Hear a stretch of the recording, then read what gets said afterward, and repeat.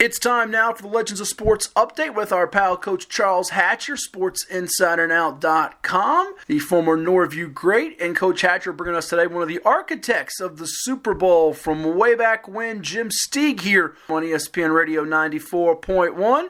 I'm going to hold, before we get out of here today, Coach, I want to hold your feet to the fire and get that Super Bowl pick because everybody's waiting with bated breath for Coach Hatcher's Chiefs-Bucks pick, all right?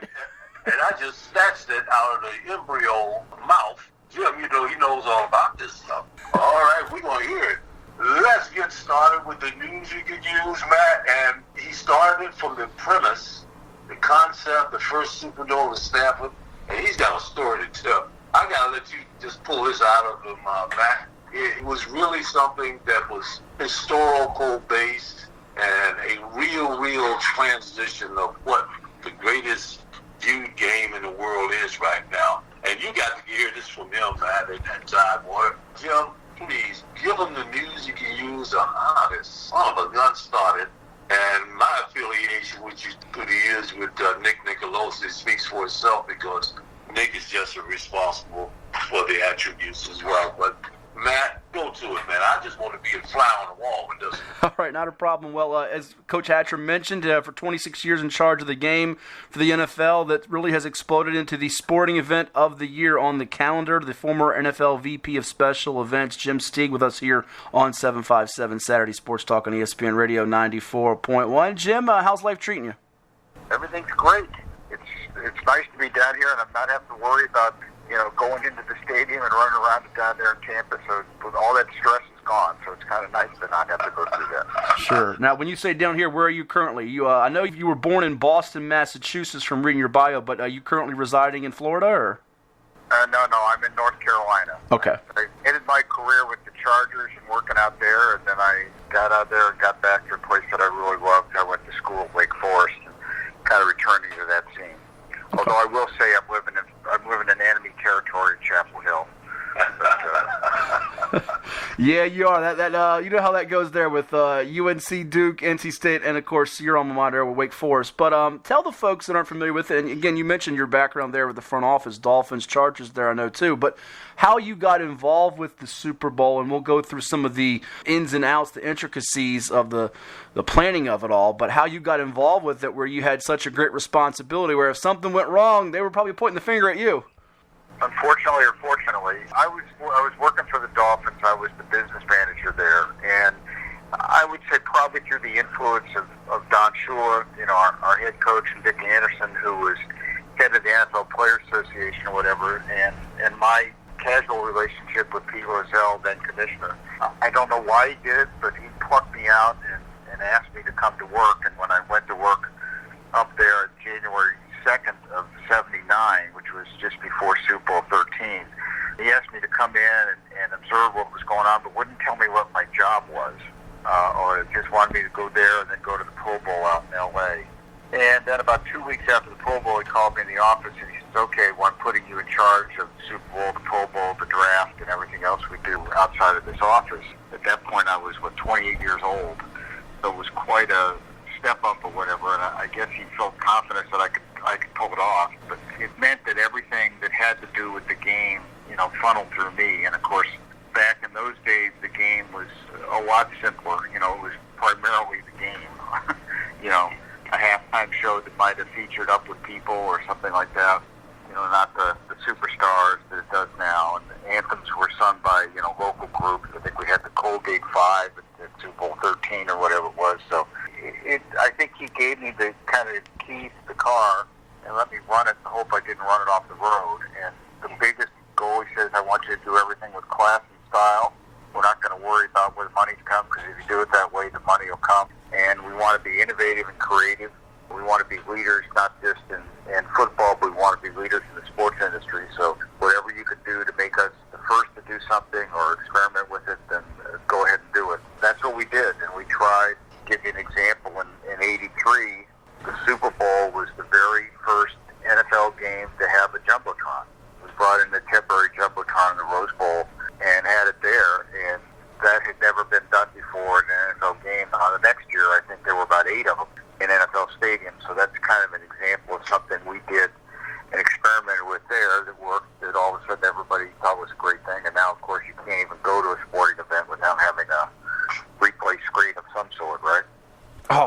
kidding. Yeah, and then, things like the anthem. I remember we were in Detroit in '82. I walked into his office and I said, listen, there's only one person I can know that can do the anthem here in Detroit, and that would be Diana Ross. And he looked at me and he says, okay, kid, you go ahead and try.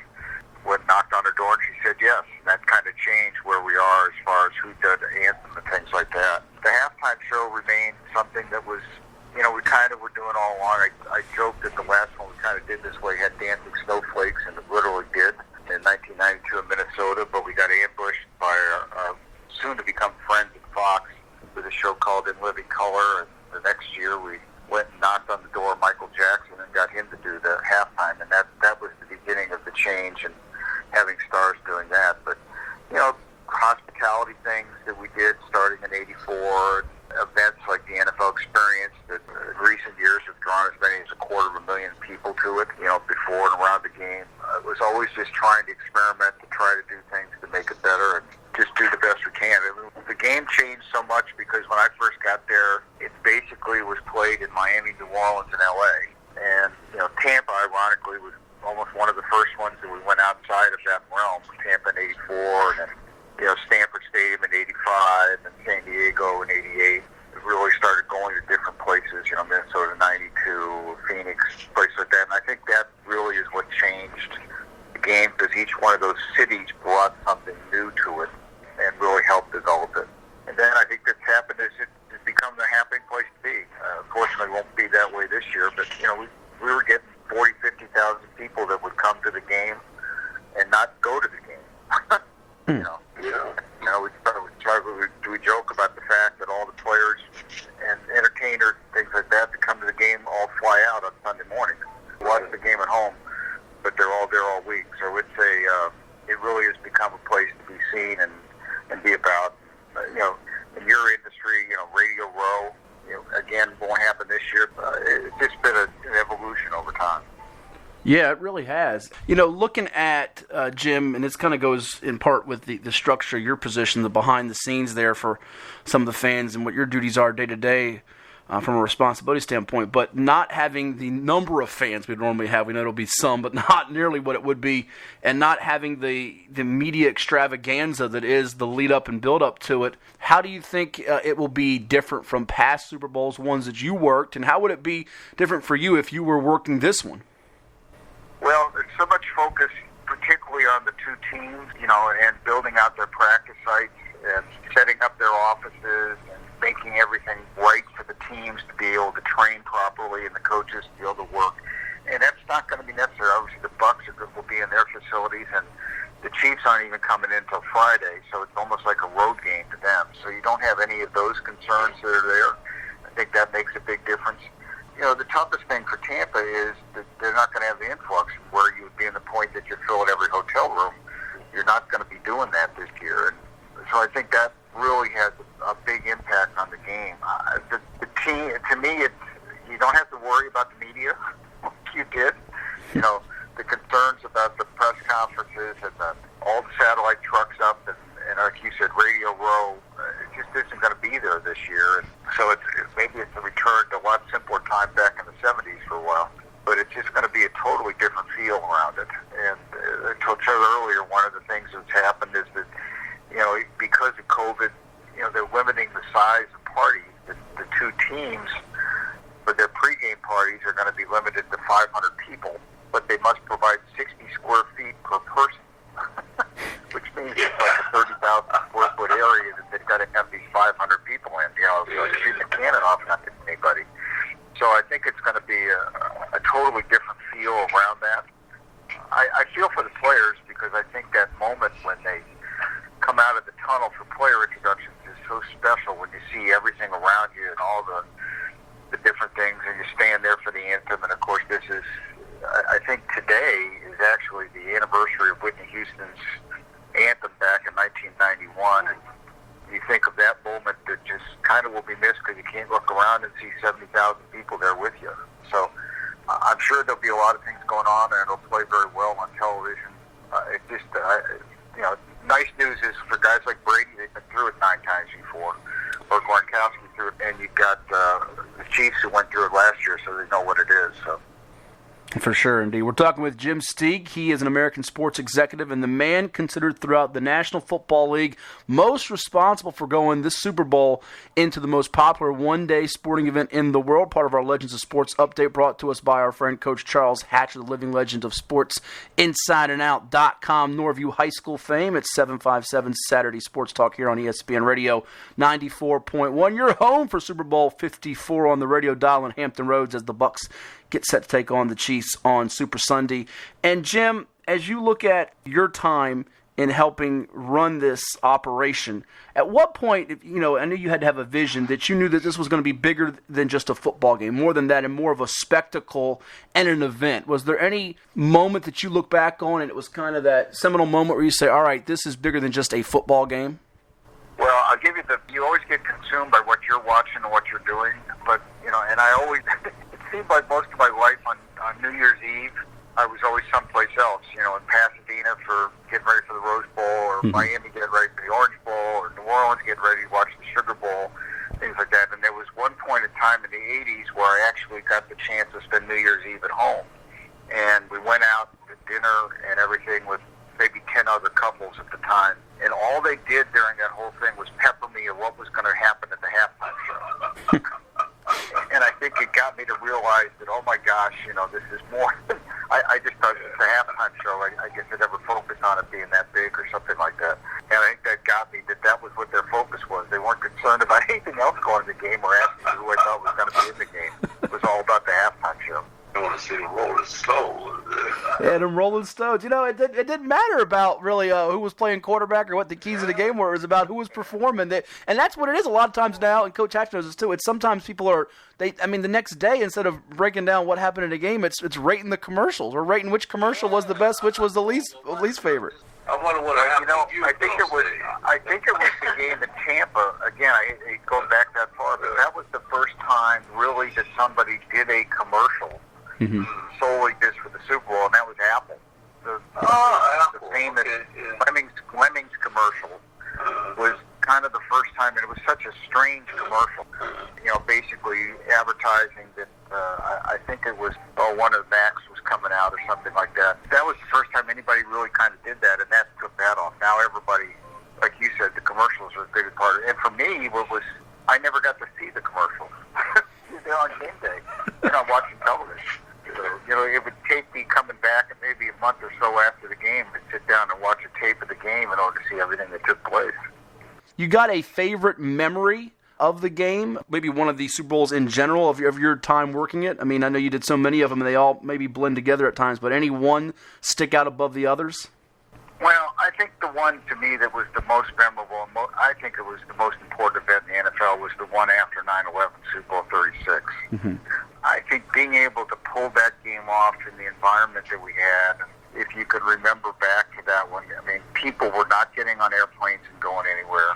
People were not going to stadiums and arenas because they were afraid of what was going to take place. And the things we had to go through there from a security standpoint to make sure everybody felt safe. And we were the first private event that got declared a national security special event, something that we just saw, a week ago at the Capitol for the inauguration. That's the national security special event. I think there's only been 20-some of them in the history of the country. And one of the Super Bowl in New Orleans was one of those. And I think that was really the security attention to it. I think what ended up happening kind of ended up with a who's who on the entertainment side.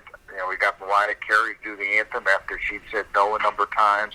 U2 and Bono doing the halftime show, which was really memorable. And then literally after we kind of got everything put to bed, know where we were about a month prior to the game, I got a phone call from a guy by the name of Lee Eastman, who said that he wanted his brother-in-law to participate, in the game somehow. And I went, I think I've heard that name. I think your sister's name is Linda. And he said, yes. I said, so your brother-in-law is Paul McCartney, right? So I said, I figure we'll figure out a way to get Paul McCartney involved in the game. So it was really different, and the things that we did around that. And I think, and the game came down to, Vinatieri making a kick on the last play of the game, to win the game for the Patriots, Brady's first win, and, Bob Kraft standing up afterwards saying, this game's all about Patriots, ironically, at the moment we're trying to celebrate it. So, Yeah, I think that one really was the most special and most memorable one, and feeling of accomplishment, because as we know, on September 11th, the world changed, and we're all about 8 days away from playing the Super Bowl. And we had to move the date of the game, which was another problem. We went through a month exercise trying to move the game back a week because we didn't play games the weekend after 9/11. So I really feel a sense of accomplishment and very proud of everybody that made that happen. How about city, Jim? Do you have a city and or stadium? Because there's been so many of, imagine, just enjoyable, neat venues to be at, but any one hits you as, man, this one was the most fun as far as the place to be at? Well, it's kind of like asking, who's your favorite child? I think I've been involved in like 13 different cities or something like that. They're all special to me. I guess I could say San Diego to some extent because I ended up going there and working there for the Chargers afterwards and the relationships I developed there. But I would say Detroit might have been one of my favorites because that was the first game that I actually saw from beginning to end. And the people in that community and what they did, that was back in '82. Ironically, we awarded that game in Honolulu. 1979, March of 79, and I flew straight from Honolulu to Detroit to start preparing. So that was what I saw from beginning to end, so it was a totally different experience. But, yeah, I think that's probably one. All have special moments to me. All mean something special to me. New Orleans and Tampa, and Atlanta, and Phoenix, and San Francisco, and, they're all special. San Francisco was special because the first one I was involved right on a college campus in Stanford and all the things we had to do there. They're all very unique memories come back, and thank God I got to go back to a lot of them a second, third, even fourth time. Got to be ingrained in that community, and the relationships I had there really are something special that I'll never forget.